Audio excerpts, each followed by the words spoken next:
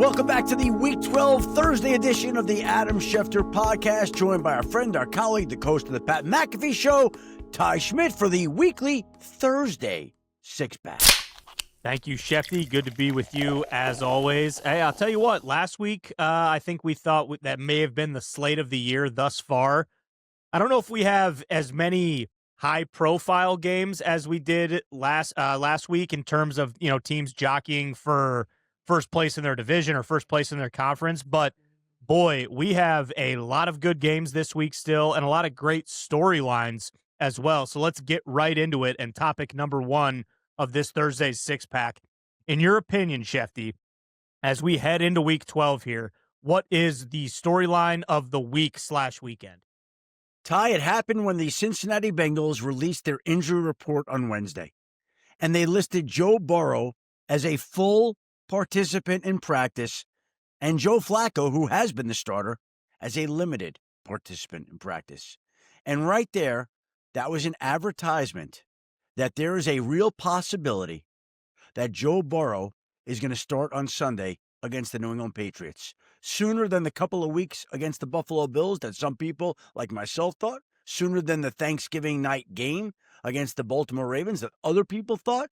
All of a sudden, when he was listed as a full participant in practice Wednesday, the possibility of him playing Sunday against New England became very real. Now, let's be very clear here. We're taping this Thursday morning. We still do not have an answer to the question as to whether or not Joe Burrow will play on Sunday against New England, and the Bengals themselves are still sorting through it. They want to see how Joe Burrow feels after Wednesday's practice. They want to see how he practices at Thursday's practice, how he feels Friday, how that toe's coming along, how he eludes players on defense when they're rushing him. A lot of things to still sift through and sort through to get ready ahead of Sunday.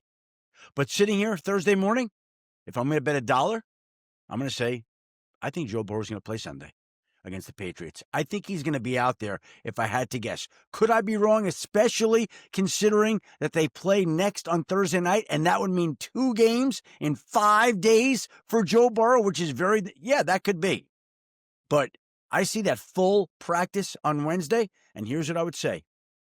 If we get the injury report later Thursday and he's full again, and Joe Flacco's limited again, I feel even stronger that we're going to see Joe Burrow on Sunday.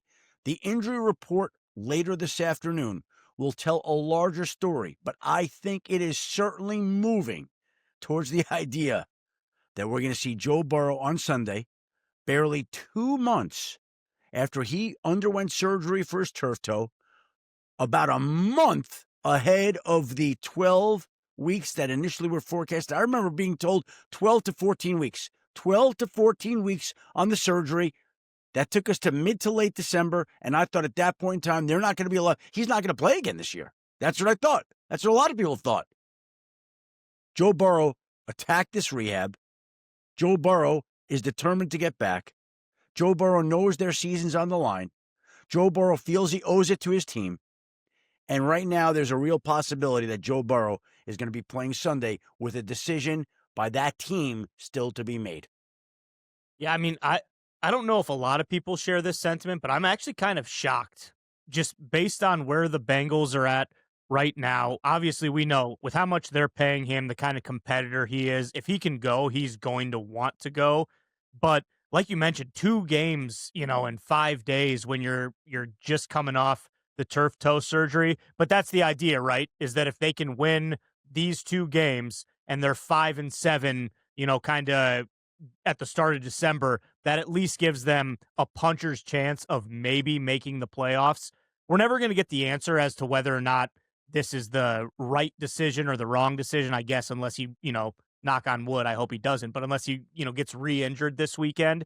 But that's the idea, right? Is that, hey, now I guess I should say, if he comes back and he starts on Sunday, can we assume that he will be the starter for the rest of the season? Or do you think there's okay? Oh yeah. Okay. Oh yeah. And the other thing is, if he comes back, really, offense has not been the problem. No. They've had a top 10 offense or top 5 offense with Joe Flacco playing quarterback.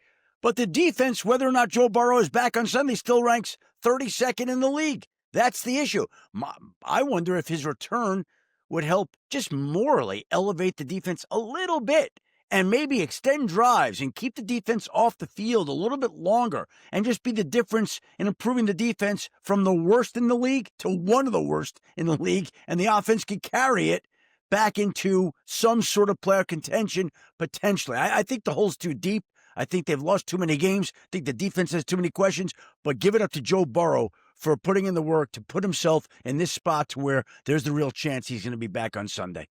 Yeah, and a lot of pressure on his shoulders because he has no time to kind of be rusty. Like, they need last year's Joe Burrow. They need MVP Joe Burrow right away. And like you mentioned, that might not even matter. They could score 42 points on Sunday against the Patriots and still get beat, 49-42. Like, that is a very real possibility. But if you're a Bengals fan, at least, now you're just holding your breath and just praying, hey, stay healthy. Let's get through this. Maybe we can string together a couple wins, but I think you're right. At 3-7, with what's going on in that division, with how well Baltimore's playing right now, I think it's kind of fool's gold. But again, you're paying him a lot of money. He's the face of the franchise. People want to see him out there. And by the way, it's also a game that we know they're not going to have Jamar Chase. He's been suspended for the one game. Exactly, and I had forgotten about that. So that's also a massive little nugget going into that game on Sunday against the Patriots. Let's move on to topic number 2 of this Thursday's six-pack, Shefty. Outside of Joe Burrow, what do you think the next best or most important storyline of the weekend is? That whole division this weekend, Ty. I know it's not a great division, but the quarterback questions in the AFC North right now are fascinating. We just covered Joe Burrow.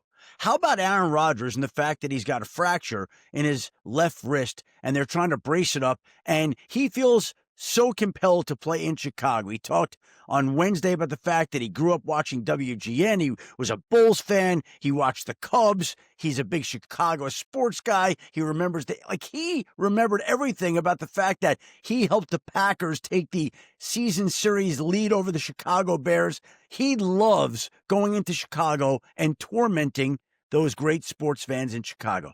Then we have Lamar Jackson sitting out practice on Wednesday. He's got an ankle issue. Last week it was a knee issue. Last week he missed practice on Wednesday, came back, helped the team to victory over Cleveland. I think he'll be back at practice today. I think he'll play Sunday against the New York Jets, but there are still more injury questions regarding Lamar Jackson. And then, of course, we've got Shedeur Sanders starting his first game for the Cleveland Browns. Like, the AFC North, the quarterback questions there this week, those are incredible to me. Like, all those things. Burrow, Rodgers, Lamar, Shedeur. Great storylines for this weekend, Ty.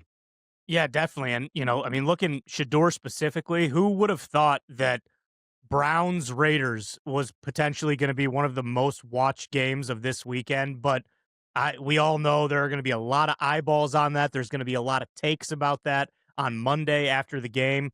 The Rodgers stuff, I think he's going to play. I mean, I think so, huh? I think. I mean, he Really? loves playing against the Bears too much. I understand there's a lot of season left. They're obviously in first in the North. They have a lot more to play for than just this game. But just knowing him, I feel like if he's 70%, I think he's going. We'll see, obviously. I mean, if he can't throw, if he can't handle a snap, all that kind of stuff, that kind of makes it, an easier way to kind of just say, okay, hey, we're gonna sit you for a week. But that's a big game for them. And then the Jets, I don't know, the Baltimore at the Jets. Lamar at this point, short of him not being able to walk, I feel like they understand, hey, this is go time. We have no margin for error. So I just assumed he was maybe getting a G day. Just, hey, let's make sure that you're good to go come Sunday. But you're right. Who would have thought at this point in the season that this entire division would have a litany of quarterback questions, and a lot of this stuff, the season kind of hangs in the balance on whether or not these guys are healthy and whether or not they're going to play. So it should be very interesting to see how this all shakes out on Sunday. I never would have thought this, and I could be totally wrong. I think actually there may be a better chance of Joe Burrow playing Sunday than Aaron Rodgers, which is incredible. Now, we'll see. Rodgers is Schefter. Like I said, it's important to him. It matters to him to play in Chicago. And that really is going to drive him. And he talked about the fact it's a safety issue. They could brace up that wrist. He's going to want to go out there. But this typically is a careful staff. We'll see if he is out there. I think later today, again, just like with Joe Burrow, at the end of the day, Thursday, we'll have a better idea about Rodgers because they'll see how he performs in practice, how he deals with the brace, how the wrist feels, and they'll have a better idea whether he's going to be able to play Sunday at Chicago against the Bears.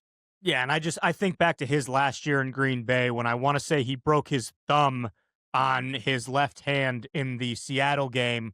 And, shortly after that was, there was a lot of questions about his play declining and what's going on. Turns out he actually had a legitimate injury. And then there was that Cowboys game where, it gave Packers fans and that Packers team like hey, we can go on a little bit of a run here. So we'll see. Again, when you're in first place in the division and you have so much to play for, hopefully, cooler heads would prevail if he's not ready to go.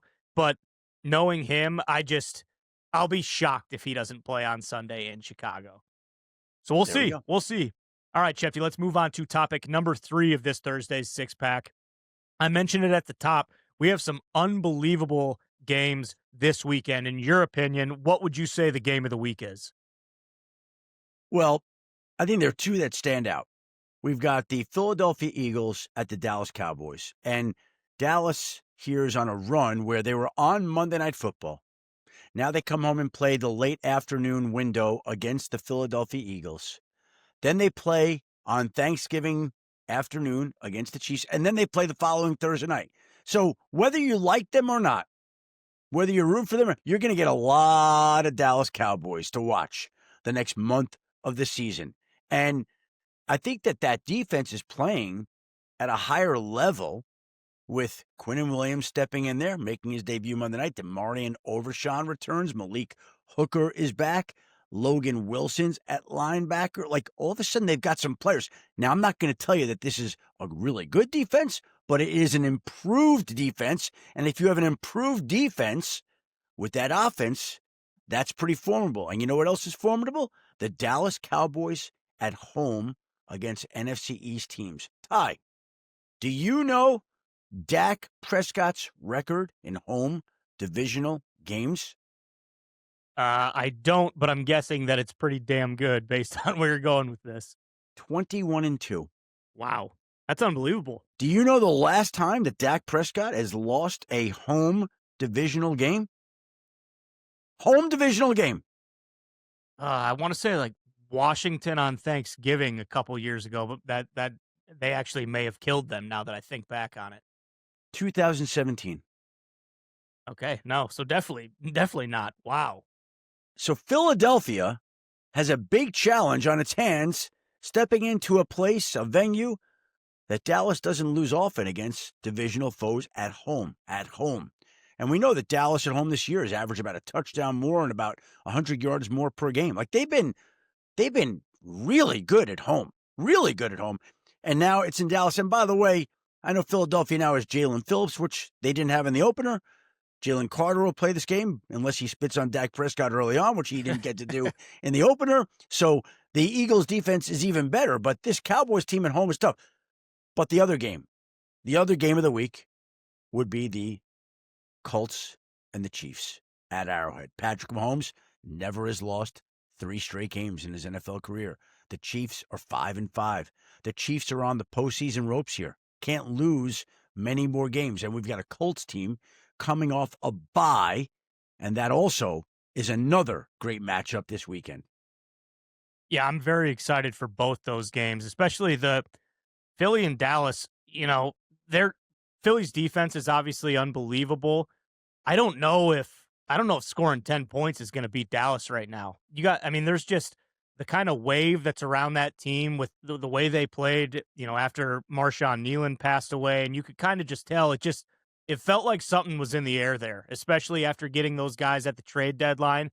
It kind of feels like they've snapped into place and they realize, like, hey, we can still go do this. We're good enough. We're talented enough. Their offense, trying to contain George Pickens and CD Lamb, I don't know how many teams are capable of do that if Javonte Williams gets going. So we'll see. That'll be, and boy, I'll tell you what, if Philly loses that one, it's loud every single week, regardless if Philly wins or not. But boy, if they lose that one, the people calling for Kevin Patullo's job, people calling for Nick Sirianni's job, it's going to get really loud. And then you mentioned it, Case Indy at KC.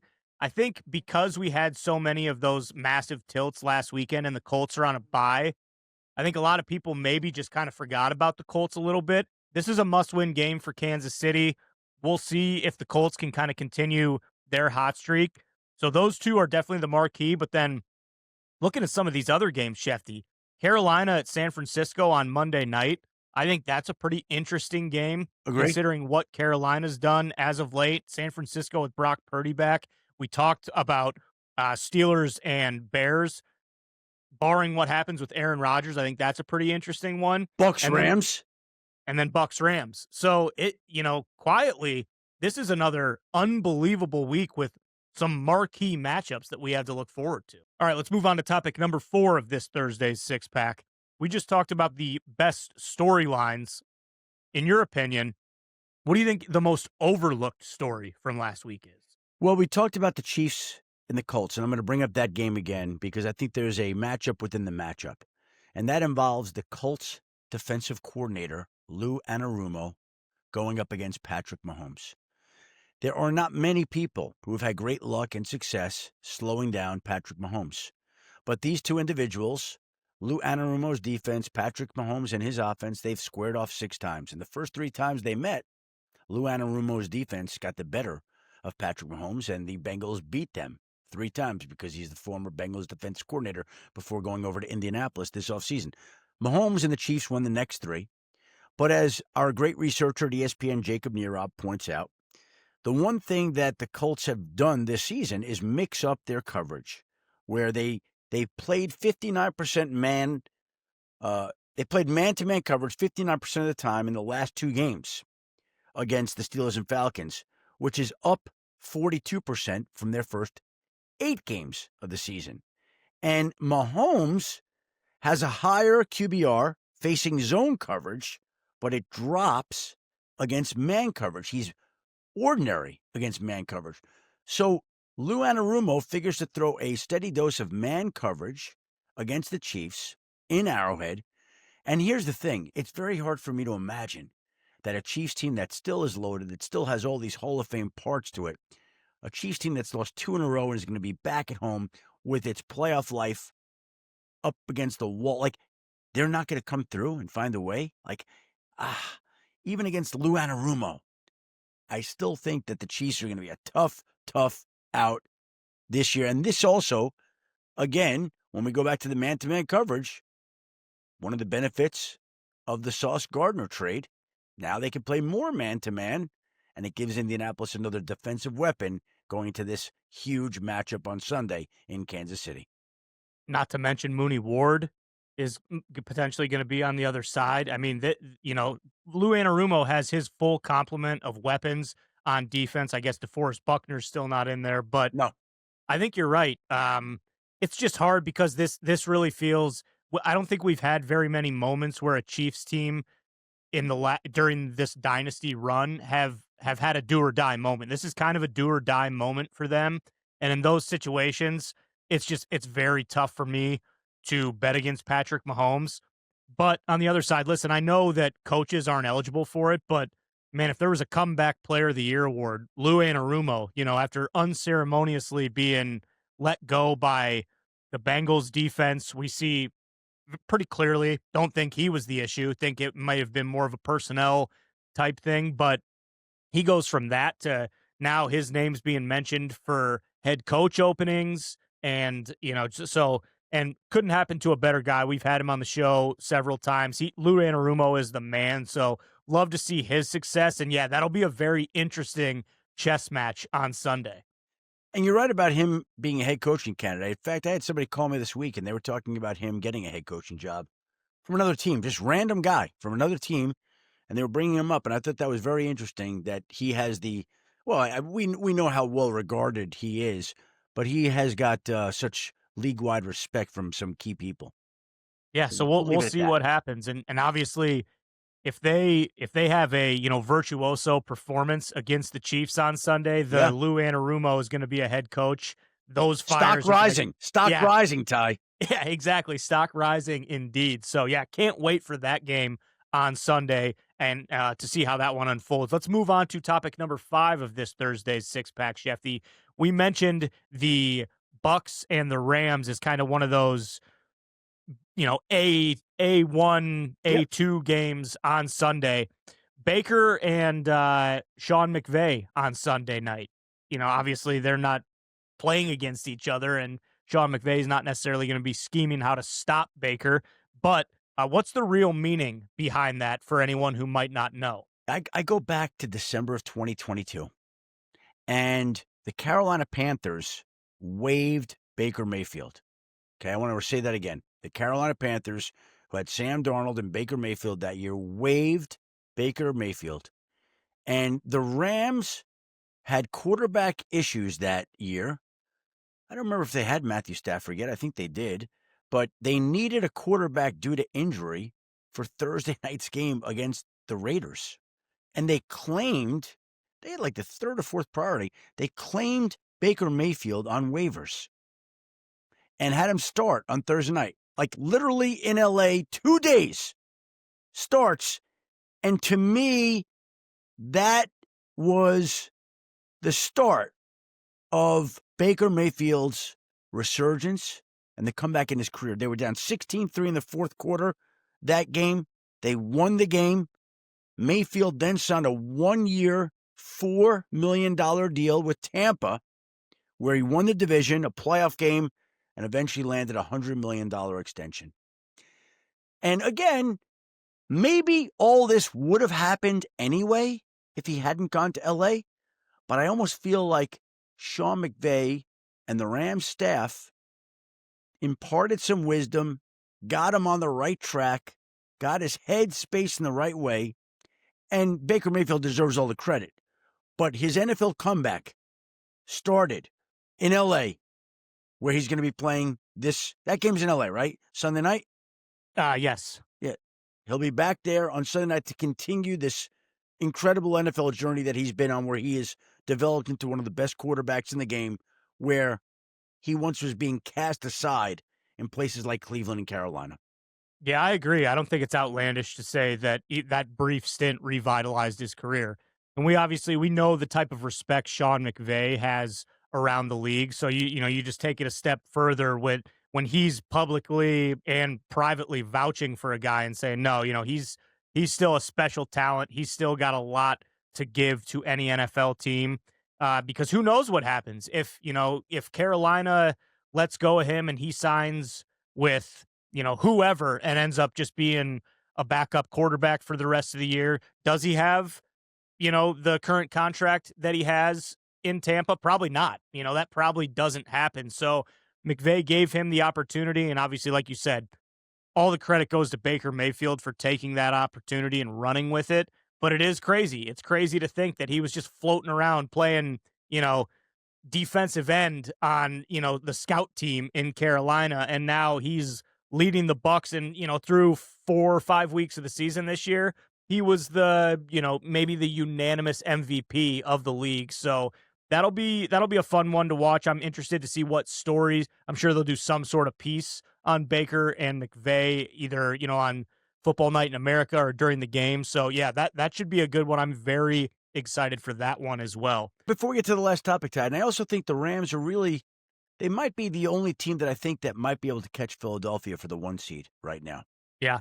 So if the Bucks find a way to win on Sunday night, I think that's going to really help Philadelphia, even if Philadelphia doesn't win on Sunday against Dallas. So just one more layer to this whole matchup. And not enough people have talked about the Rams. I made them my number 1 team in the power rank. I think that they've been great and just a really strong team that, for whatever reason, hasn't gotten the attention and conversation that I think they deserve.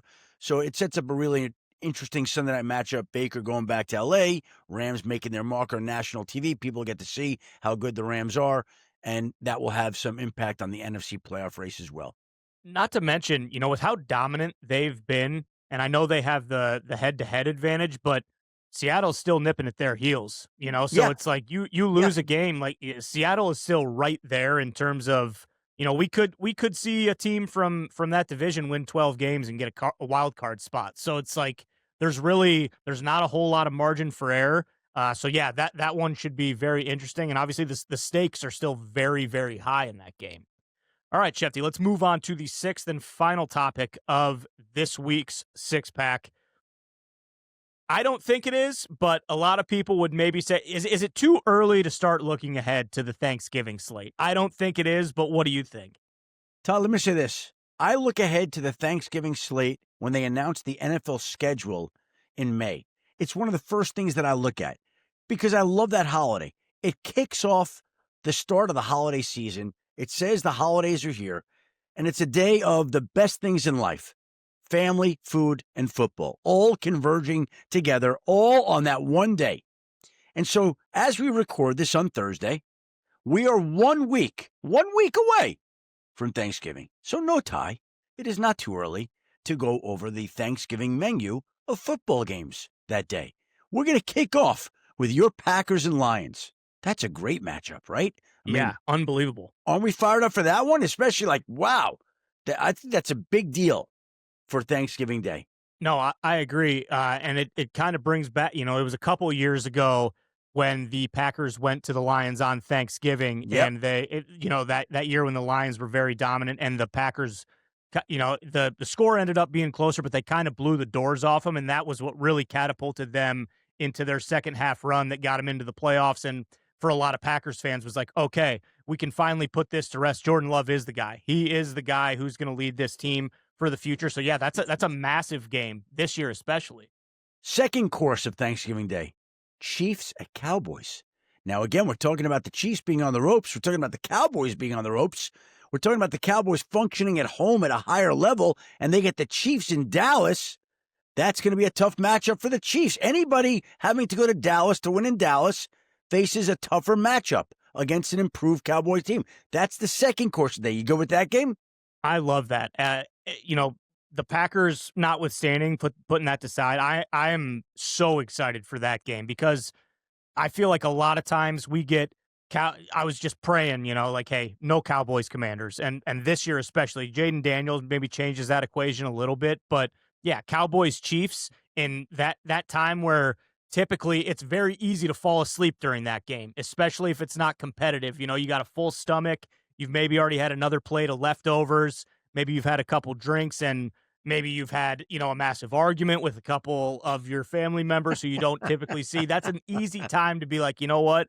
I'm going to go kind of avoid everybody and lay on the couch for a little bit, but I will be locked into that one for the entirety of it. So I'm very excited. What do they call that? We eat too much turkey and you get tired. Well, it's got the tryptophan in it. Yeah. Right, like when you had the Cowboys and Giants last year, it's easy to get tryptophan in. Okay? Exactly. Last year. But not so easy when you get the Cowboys and Chiefs. And then the nightcap for dessert, we've got the Ravens, and I think it'll be Joe Burrow and the Bengals. By the way, I think it'll be Joe Burrow this week, but if it's not this week, it's certainly going to be Thanksgiving. So you got Joe Burrow versus the Ravens on Thanksgiving night.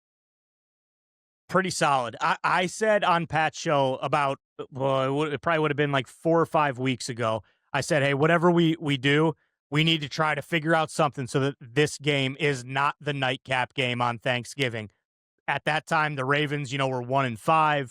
We're thinking Joe Burrow might be out for the rest of the season. Was not a game I was interested in watching at all. Now, that changes things quite a bit. If you get Joe Burrow back out there and you have the Ravens who are, fighting for their playoff lives, all of a sudden it's like, okay, we got a pretty good tilt on primetime here that, now I am interested in that. I wasn't a couple weeks ago. Now I'm good with that one being the nightcap. Now you're in. And now you're into talking about Thanksgiving a week out, which, again, I have no issues doing. I think it's going to be awesome. A great Thanksgiving Day. But before we even get to Thanksgiving Day, we've got a great slate of Week 12 games ahead. All right, everybody. Want to remind everybody to please rate, review, and subscribe to the podcast here. Want to thank you. Great job here today. Again, Ty, Thursday, outstanding. Great job by Dan Stanzik, Rob Lorenzo, and everybody who's tuning in to the Adam Schefter podcast. Hope everybody has a great weekend, enjoys Week 12, and in advance, As the great Chris Byrne would say, let me be the very first to wish you a very happy Thanksgiving.